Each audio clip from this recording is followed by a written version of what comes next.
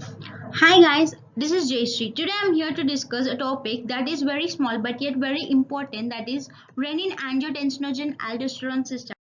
Interesting. So let's move on. Oh god, to see it's a like complicated one, but no worry, we can make it very easy and a detailed manner.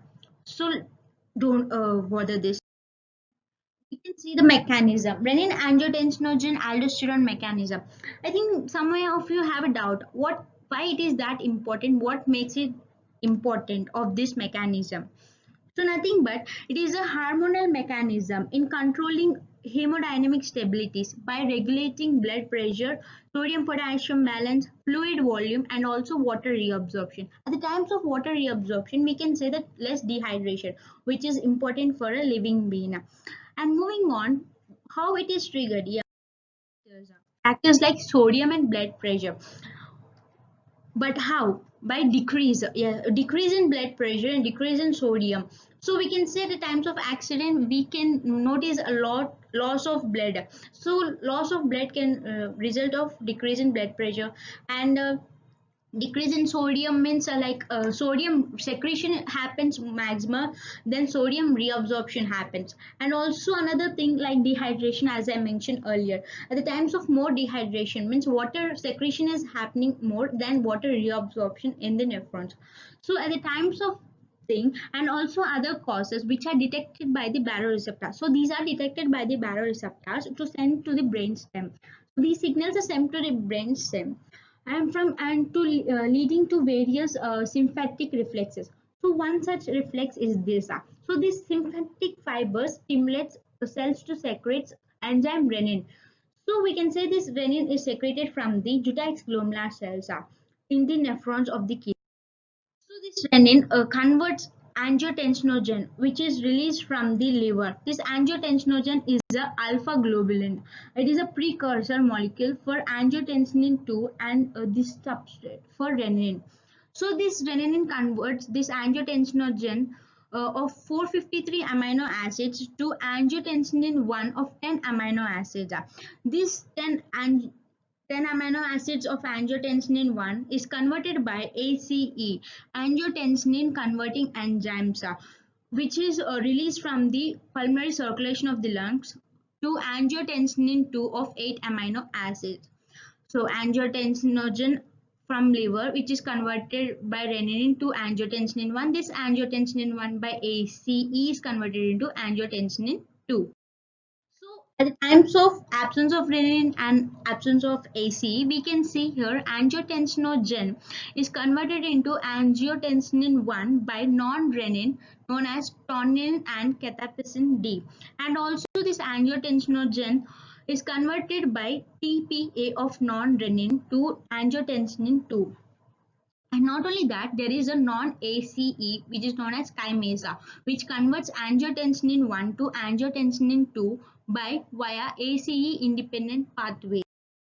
So not only ACE converts angiotensin 1 but to angiotensin 2, but also it acts as degrades.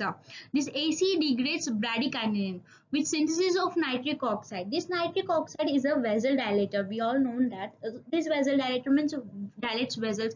As vessel is dilated, there is more chance of blood loss. Blood pressure is decreases.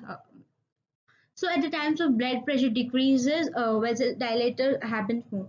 So this all thing happens in a tissue at the tissue level. So to counterattack this, angiotensin 2 acts with IT1 receptor present in the smooth muscles of the tissue to impair nitric oxide. So to impair nitric oxide, angiotensin 2 act with AT1 receptors which are present in vascular endothelium.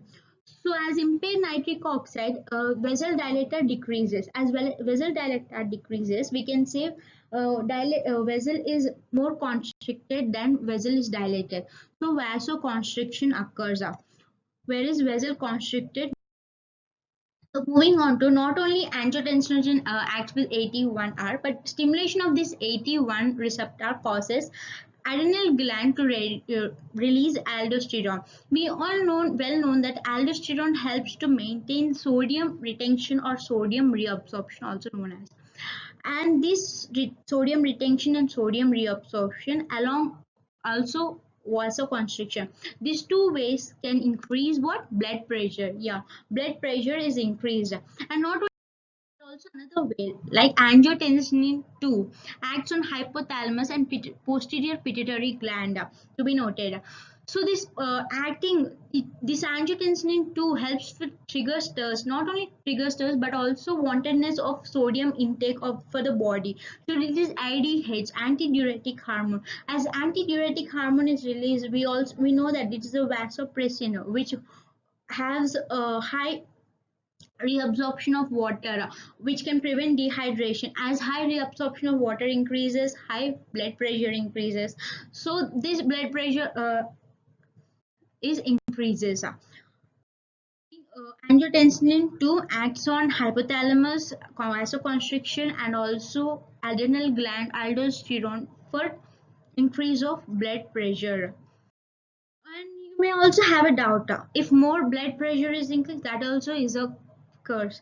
So at the times, this also can happen in as any molecules is improper or impairs any function of in a RAAS, nothing but renin angiotensin aldosterone system. So this can lead to arterial hypertension. Yeah, increase in blood pressure, increase more blood pressure in atria. So nowadays, in these cases, we can see drugs like MR antagonism, ACE inhibitors, and ATR antagonisms.